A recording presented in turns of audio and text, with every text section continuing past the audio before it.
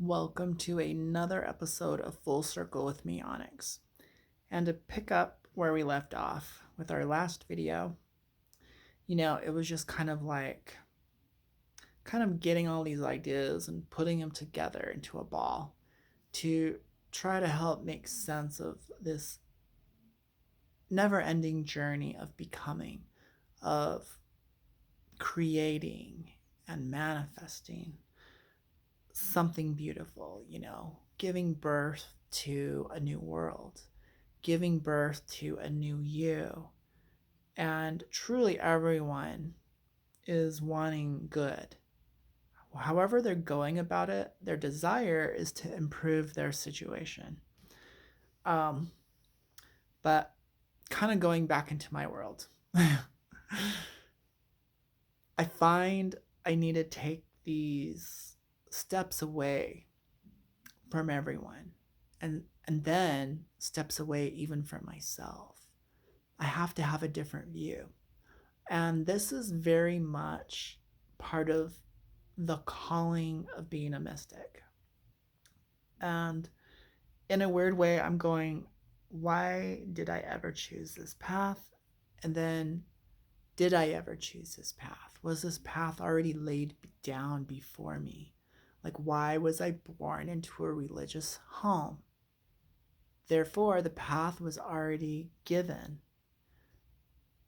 I wanted to go, blame life, blame the world, say, I didn't get to choose. I didn't get to choose where I was born, the circumstances. And then I'm like, well, did I? Did I?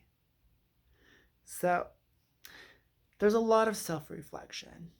And in the last video, I basically wasn't a broken healer. I wasn't originally broken. I had a lot of conditioning piled on top of me. But the diamond was already there. And so I would say this is what rebirth is all about. Um, this is also, what purification is all about. Getting in touch with your inner child, I would say, is essential. If you can't laugh, if you can't play, if you can't cry, if you can't let go of the world and have a vivid imagination, you probably have some inner child work. And if you can't forgive, if you can't live in the moment, if you can't be spontaneous, you have some inner child work. Balance, because some people just live in their inner child, you know, and then other people don't allow themselves to stay and play in their inner child enough. And but the reality is it's always making an appearance. It's always affecting our situations, whether we acknowledge the elephant in the room or not. The big elephant is there's an inner child that needs some love, attention, some acknowledgement. Um, but also, this inner child isn't a child, you know, it's a divine being. So, my background is mystery school magic. It's the subject I love. It's the classical system that I was educated in. And so I would say it's the foundation of my knowledge. So in the Golden Dawn is a mystery school. It's not one that I particularly took, but they pretty much wrote a lot of the curriculum for many mystery schools. There, is the sign, and it shows like this little. It's the child Horus with his either his fingers in his mouth or there's a sh symbol, or he's sucking his thumb, and these are divine seals and whatever. But the most basic level is there's the child Horus who grows up to be the god Horus, who is the son of a god. And so when you get in touch with your inner child, animals are a great help. You know, who doesn't have a pet? Children love pets, or playing mom and dad and all those type of things. being loving, being caring. Uh, Anyways, the inner child is also the divine child. That's another dimension or facet or angle of this being child, being innocent, being pure, being forgiving, being open minded, being timeless. So, um, my little Egyptian young man still has the innocence of the child, yet he's a young man. So, you can never blossom into a full adult by cutting out your inner child and just becoming a workaholic or just becoming into accumulating things or being the boss or role playing mom and dad and dictating to everyone else and seeing everyone else as your children, but no, not you. I fall guilty to that. But kind of like recover that inner child, and your process will be unique to you. And the divinity of the divine child will be with you. And so this really goes into self-love and self-esteem. Two areas that I struggle with on the surface, but underneath are not my issue. If you've ever been awakened, you basically get realigned with your divinity, with your access to source energy, your own divine connection, with unity, whatever you want to call it. And I think it transcends all that. So, but your 3D vehicle, your avatar, still has programming to operate. Those programs may still be active. So you could be in the situation that I'm in, where it is and isn't true. That is me and it's not me. It's kind of a paradox. You're aware and awakened to your own divinity, the pure one, the nameless one, the infinite one, and yet you have your character on the stage of life. So you're like in two worlds. You're like in the quantum fifth dimension, but you're also coexisting in the 3 dimensions. You're the puppet master and the puppet. And the knowledge of that, you'd find yourself in my situation. But anyways, moving on. So recently I had a feeling, an urge to get some rose quartz. And I had a friend who was really into rose quartz. And even years earlier, I remember bringing home rose quartz to my family. And when I brought rose quartz into the house, they all started screaming and fighting and throwing fits and throwing up. And the rose quartz energy was too strong of a vibration for them. I remember I took 2 large chunks of rose quartz and snuck it into my parents' room and put them under their bed. And I think they almost got a divorce. So then I was like, what happened to that rose quartz? I'm like, oh, I removed it. I was like, it was too much for them. And then for a long time, I had an aversion to rose quartz. I'm like, pink, not really my color, not really my thing. Let me try green. So I was working with green and I really resonated with gold. So I got my golden, I have my citrine, natural African citrine. It's not heat treated, it's natural this way. It's in the yellows, oranges, smokies. I really love citrine. I've always been attracted to it. And then I was really, really attracted to the golden calcite, or sorry, selenite, golden selenite. Very soft stone, can't really leave it in water or it'll dissolve. You could rinse it a few times, but very soft crystal structure. Here in Utah, there's lots of that golden selenite. It's just, there's a lot of selenite in Utah. It's crazy. Um, the gold, I think, was working on my self esteem and my inner divinity, and just really good all around. I just love the yellows, the gold energy. So, and then just most recently, it was this rose quartz, and I've been grieving a lot over the disconnection from my twin flame, which I don't believe in twin flames, yet I have a twin flame. I don't believe in the myth of the runner chaser, yet I believe that's happened or is happening and will be coming to an end. It is.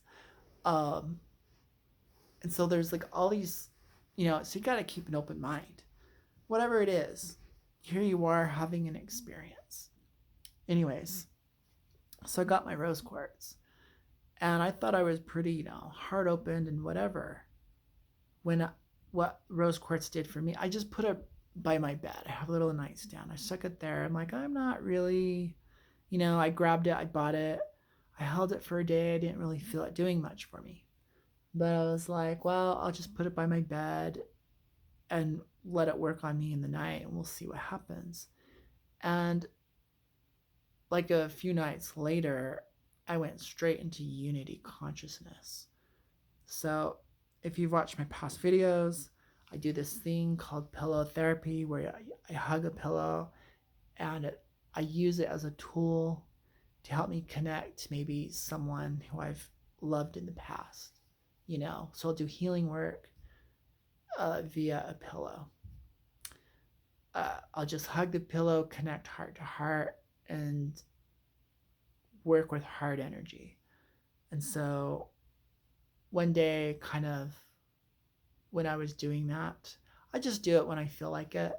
There is such thing as overdoing it. I've overdone it. I'm notorious for overdoing it. Okay, like I'll get really into something and then I'll overdo it. And then I'll receive the consequences. So, overdoing the heart chakra, you're going to be an emotional wreck. You're going to be too sensitive. Overdoing the third eye, you're going to be seeing into 5 different dimensions trying to get to work. You're going to be too sensitive. Overdoing the sexuality centers, you're going to be connecting with people in ways that you never dreamed possible and receive those consequences. So, the heart chakra is a really easy one to overdo. And you can get super sensitive and overly compassionate and overly empathic. And I definitely did that and burnt myself out. But anyways, so what the rose quartz did for me is it put me into this unity consciousness where I just realized through the experience, I'm connected to the person I love. And we've always been connected, and we're like in a realm where everything is just connected. And like it wasn't a super big deal, but it kind of is a big deal. It's like that little I was probably in that state for a minute. But that 1 minute I learned a lot. I learned through the experience. I experienced that state of awareness, that state of consciousness. I know what that vibration is. And so I was like, that was a worthy experience. That was awesome. So I got another little chunk of rose quartz to work with. And so now it's going to be part of my tool set of self-healing. It's like if you want to really heal the world, if you really want to reach millions of people, heal yourself. Be the God, be the person that you wish to see in the world. And so the biggest investment is yourself. So I'm just kind of throwing that out there. That yes, I use crystals and stones as my number one tool for all things metaphysical, all things shaman, all things magic, all things witchy.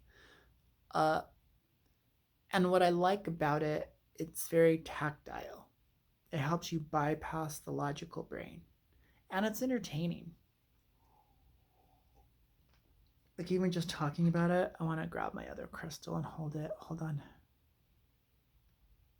All right, I'm back.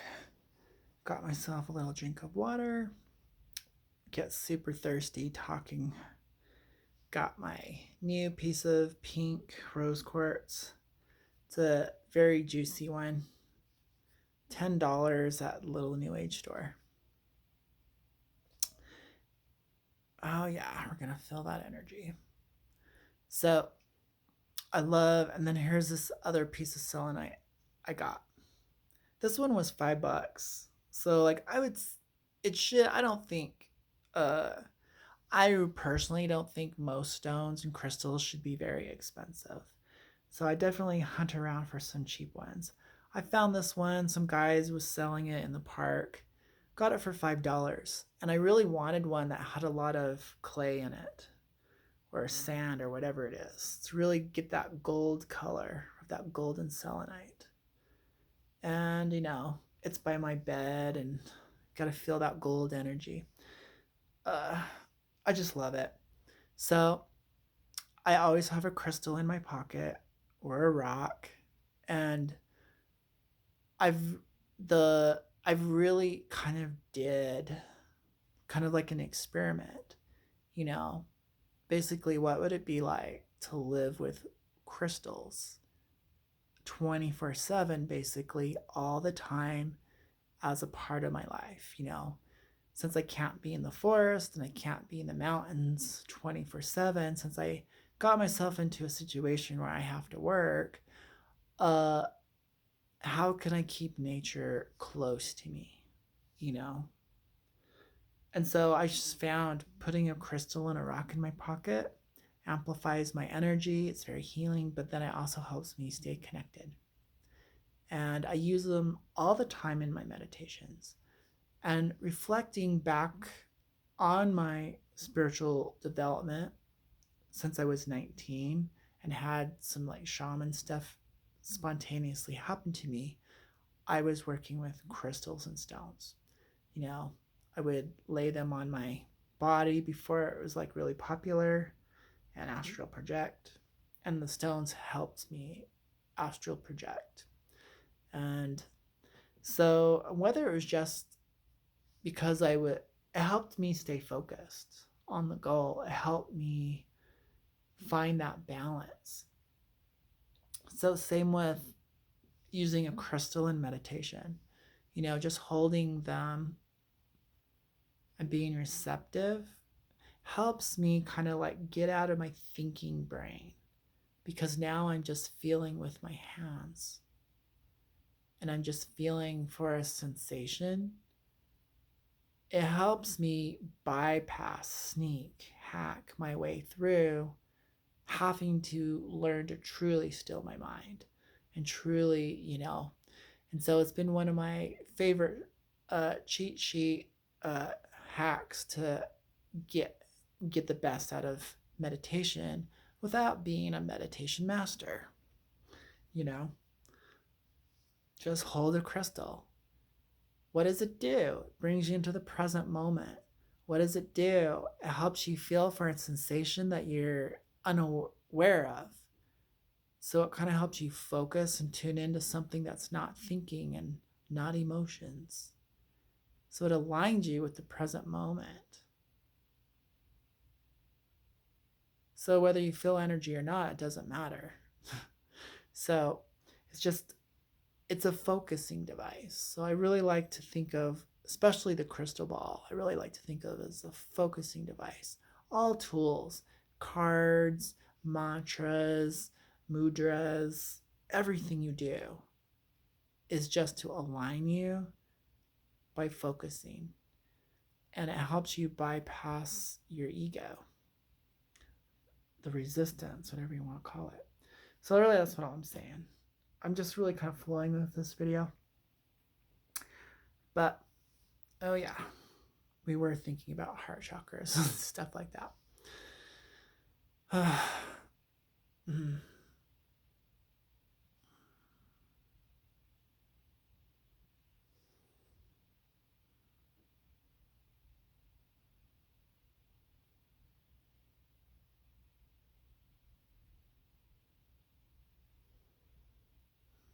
Oh, great.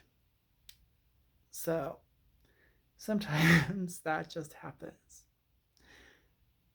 where I just totally tuned in, felt the vibes, and then what is this all about?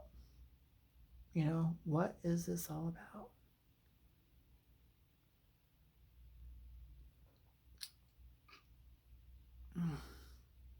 I'm gonna have to push pause one more time.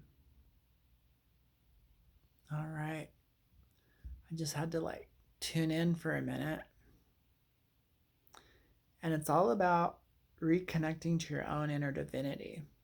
The heart chakra is a powerful, fast way to fine tune and realign yourself to that inner truth, so you can live an authentic life and live the life that you actually desire, need, and deserve versus the one that you think you do. That is a lot of effort.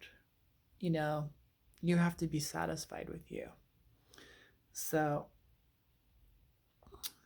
meditation gets you there fast. Healing the inner child, getting reacquainted, allowing yourself to have an inner child gets you in touch with the divine child. The divine child is the God within, is kind of basically the big mystery. And it is a path of healing for some. For others, it's just a cleansing, a clearing off. But your body, you are the temple that the divine can then be a guest in. So, your body, if you start viewing it as a temple, your heart, if you view it as the inner temple or like that sacred third chamber within the temple. So, there's 3 levels in King Solomon's temple. If you view your heart as that holy of holies, that great place, that is where this higher energy grounds in. It is the meeting point between as above and so below, as within, so without. And so the heart is the jewel within the lotus, you know? And I would say your heart is the lotus and the jewel is your higher self. And it needs a place to land, or it needs a place to exist, you know? So sometimes you have to get away from people, go on a walk, realign with yourself, your inner truth. You have to learn to throw your mind away, your thinking, stop doing, start being, just be, and fine tune it. And then you're in that state of consciousness, or you're aligned with that frequency, and you'll start having those experiences. But there's just so much. I can't say it all, you know, but we can transmit it. And you can become a receiver and a sender. You can send and receive through the heart chakra. All that you need is within you. And there's different levels. So, oh yeah. I'm at the point where if people aren't coming from their heart chakra, if they're out of integrity in their heart chakra, I'm not playing with them. I'm like, goodbye. It's like, if I don't feel a heart to heart connection, why bother with a mind to mind? Goodbye. If I don't feel a heart connection, why bother with a physical connection? Goodbye. Conversation over, connection dead. On one level.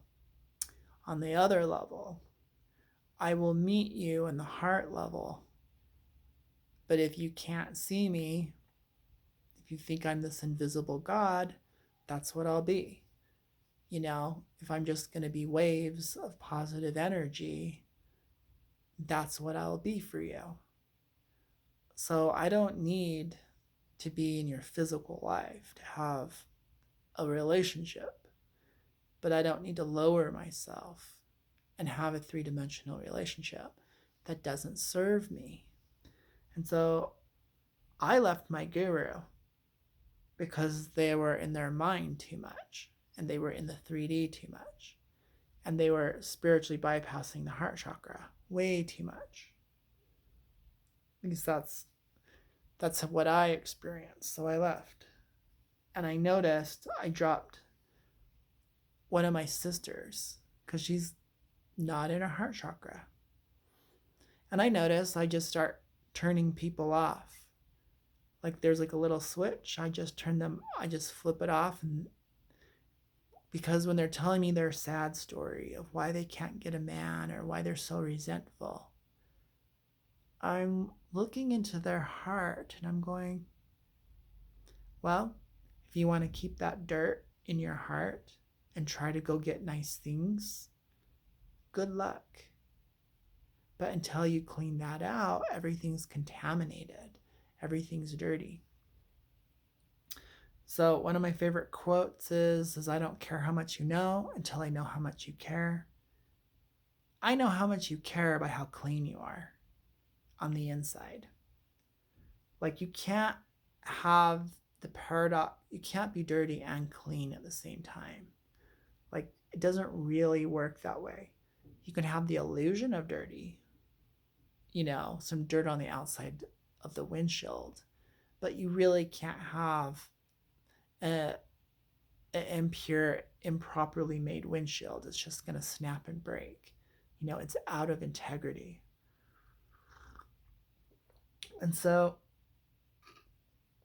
in response to two people on the internet who think they're spiritual, who eat dirty, and are telling everyone it's okay to eat dirty, I say no. If you want to go to the advanced level, because neither one of them were heart chakra connected. So you're contaminated. The energy isn't flowing and transmitting clearly. If you're going to be taking substances, if your body is a temple, if you're really going to the next level, you should be able to have access to the divine with no drugs, with like really nothing. You should master it. Yeah, it's going to take a while if you're like me. It's going to take a while to realign and reconnect your 3D vehicle to your fifth dimensional vehicle. Everything's achievable. Desire, willpower, great. I mean, that worked when I was younger. But then there's a point where you've accumulated so much energetic baggage, you have to release it. You have to purify. You have to rebirth. You have to you have to do like a soul retrieval on yourself multiple times. You have to do cosmic surgery on yourself. And that's all. And you can spare yourself the hard work just by cleaning. Really respect your body. Your body is a gift, and you are the custodian of your body. You are a guest in your body's house. This is my attitude towards it. And the more you become conscious as a creator, you really start thinking about how you think, what you say, the images you carry in, what you give out to the world, what you allow in, your filter.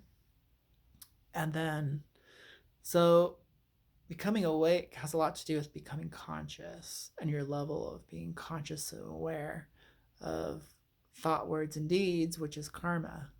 What you think, what you feel turns into actions. Those actions turn into events, and then it all comes back to you as events you can't control.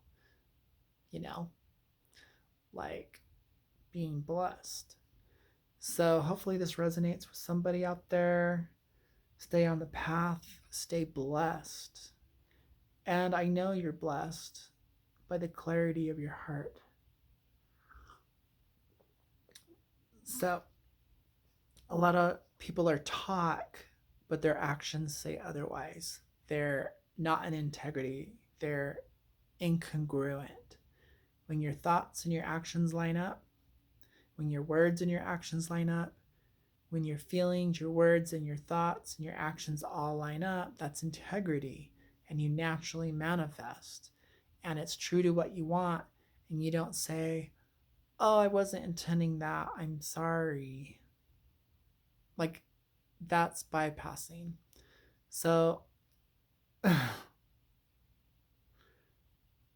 all I can say. I mean, I feel like you can get to a level in your spirituality where you just embody God, you know? And I'm just going to say that that that great intelligence moves in all of us and stays with some of us and lives through some of us. All of this to different levels. So it should become a privilege to clear out your inner temple, clean it up so God can live there, is basically what I'm saying. And if it's not God, it's going to be your higher self. And if it's not your higher self, it's going to be an angel or a deity. So being a full body channel, I know what I'm talking about. Being born a full body channel isn't, you know, isn't really fun. And there's a lot of maintenance. And sometimes you don't get to go play in the 3D world. You are set apart. You are cloistered away. You live in the temple as an oracle. You can't eat certain foods. You can't do certain things. Because if you do, there's consequences. You're energetically thrown out, you know?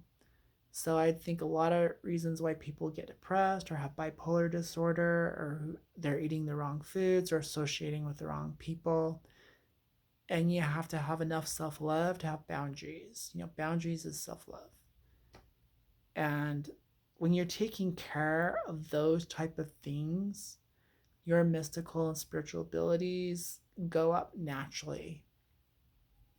Like your inner vision gets clear because you're living in the right way or righteously, you know? Some are righteous, and if that's who you are, you have to move through the world a little differently. So you might be in the same crowd on accident, but you're not staying there. You know you don't belong there because you're uncomfortable. You know those thoughts don't belong in your heart because you feel uncomfortable. They don't belong in you. And so I kind of do feel like I'm just going to leave it at this.